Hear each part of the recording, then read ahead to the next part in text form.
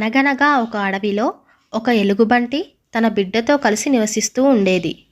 చిన్న ఎలుగుబంటి తన తల్లితో పాటు అడవిలోకి వెళ్ళి తన ఆహారాన్ని తానే స్వయంగా సంపాదించుకునేది. ఒకరోజు చిన్న ఎలుగుబంటి ఒంటరిగా ఆహారాన్ని వెతకడానికి బయలుదేరింది. కానీ దానికి మార్గం మధ్యలో కాలుకు రాయి తగిలి గాయమైంది. ఇక దానివల్ల ఆ చిన్న ఎలుగుబంటి కుంటుకుంటూ అతి కష్టం మీద వారి ఇంటికి చేరింది. తల్లి ఎలుగుబంటి తన బిడ్డ గాయాన్ని చూసి కంగారు పడుతూ, ఏమైంది నాన్నా, అలా కుంటుతున్నావు? కాలికి గాయమైందా అని అడిగింది.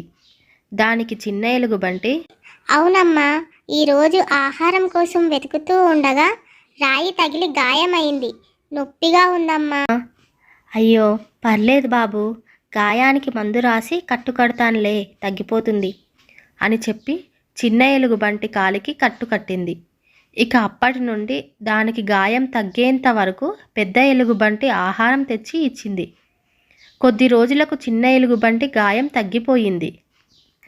బాబు, ఇక నీ గాయం తగ్గిపోయింది కదా, ఇక మనం ఆహారం వెతకడానికి కలిసి వెళ్దాం పద అని అంటుంది పెద్ద ఎలుగుబంటి.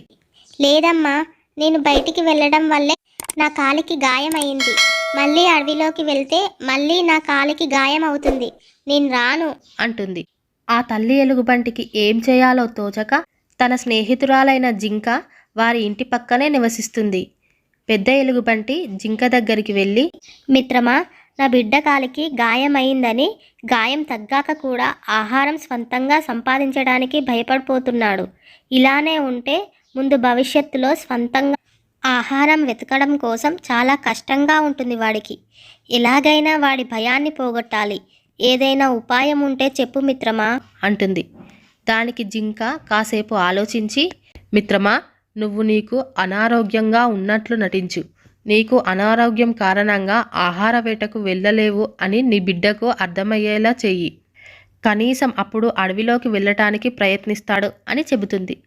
అలాగే మిత్రమా, మంచి ఆలోచన అంటూ ఎలుగుబంటి తన ఇంటికి వెళుతుంది. మరుసటి రోజు ఎలుగుబంటి ఇంకా పడుకోనే ఉంది. అప్పుడు చిన్న ఎలుగుబంటి, అమ్మా, ఆకలిగా ఉందమ్మా, ఈరోజు నువ్వెందుకు ఆహారం కోసం వెళ్ళటం లేదు? నాయనా, నాకు అనారోగ్యంగా ఉంది. ఈ రోజుకు నువ్వు వెళ్ళి ఆహారాన్ని తీసుకురా బాబు. అమ్మో, నేను వెళ్ళను, నాకు భయం అంటూ చిన్న ఎలుగుబంటి ఇల్లు కదలటం లేదు.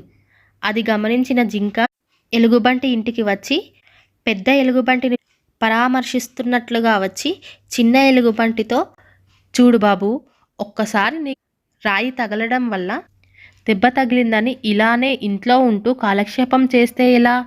ఇన్ని రోజులంటే మీ అమ్మ నీకు ఆహారం తెచ్చిచ్చింది. ఇప్పుడు తన ఆరోగ్యం బాగాలేదు కదా, కాబట్టి నువ్వు తప్పక బయటికి వెళ్ళి ఆహారం తేవాల్సిందే. లేదంటే నువ్వు ఇంకా మీ అమ్మ కూడా పస్తులు ఉండాల్సిందే. నువ్వప్పుడు అజాగ్రత్తగా ఉండటం వల్లే అప్పుడు నీకు కాలికి దెబ్బ తగిలింది. ఇకపై జాగ్రత్తగా ఉండు, సరిపోతుంది అని పిల్ల ఎలుగుబంటికి హితోపదేశం చేస్తుంది జింక. ఇక దాంతో చిన్న ఎలుగుబంటి భయభయంగానే అడవిలోకి వెళ్ళి తల్లి కోసం ఆహారాన్ని తీసుకువచ్చి ఇచ్చింది. కానీ ఈసారి తనకు ఏ దెబ్బ తగలలేదు. ఇలా కొన్ని రోజులు కూడా రోజు అడవికి వెళ్ళి ఆహారాన్ని తీసుకువచ్చింది. ఇక దానికి ధైర్యం వచ్చింది. అప్పటి నుండి గతంలో లాగానే హాయిగా అడవిలో తిరగసాగింది. అది చూసిన తల్లి ఎలుగుబంటి ఎంతో సంతోషించింది. జింక దగ్గరకు వెళ్ళి, ధన్యవాదాలు మిత్రమా, నీ ఉపాయం వల్ల నా బిడ్డ మారాడు. తన ఆహారాన్ని తానే స్వయంగా సంపాదించుకుంటున్నాడు అని ఎంతో సంతోషంగా చెప్పింది. ఈ కథ ద్వారా తెలిసిన నీతి ఏమిటంటే, భయం అనేది మన స్వేచ్ఛను కట్టిపడేస్తుంది.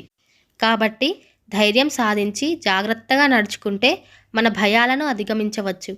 జీవితంలో ఎదురు వచ్చే సమస్యలు, అనుభవాలు మనకు కొత్త పరిష్కార మార్గాలను చూపుతాయి. భయాన్ని అధిగమించి ఆత్మవిశ్వాసంతో ముందుకు వెళ్ళడం ఎంత ముఖ్యమో ఈ కథ ద్వారా మనకు తెలుస్తుంది. ఈ స్టోరీ మీకు నచ్చినట్లయితే శివామృత్ మోరల్ స్టోరీస్ యూట్యూబ్ ఛానల్ని లైక్ చేయండి, షేర్ చేయండి అండ్ సబ్స్క్రైబ్ చేసుకోండి.